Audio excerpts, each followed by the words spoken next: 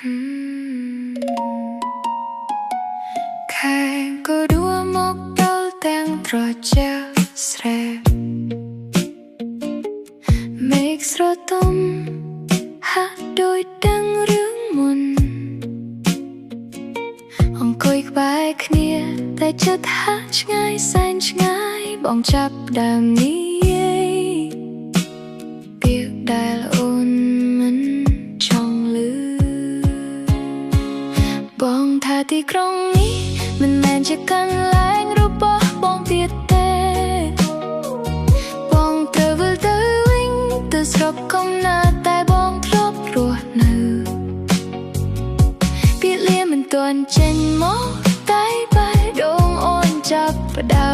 មញញឹមព្រោះដឹងថាខែមករៀននេះគឺជាការចាប់ផ្ដើមនៃភា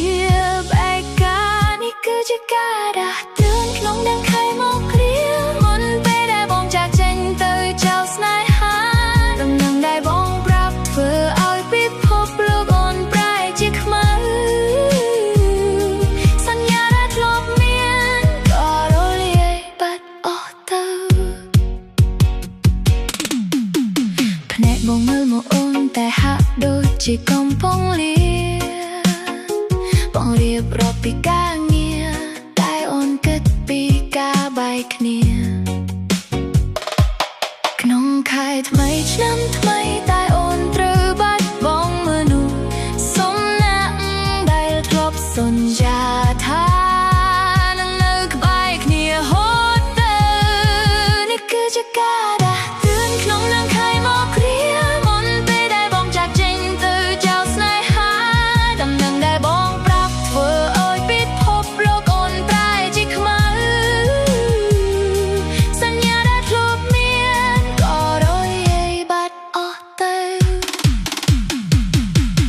ខែមករៀកំពុងកន្លងផុតតែការដាស់តឿនរបស់បងនៅតែដកចុះក្នុងបេះដូងបងទៅដែលអូននៅជាមួយដំណឹងដែលធ្វើឲ្យអូនឈឺចាប់មិនអា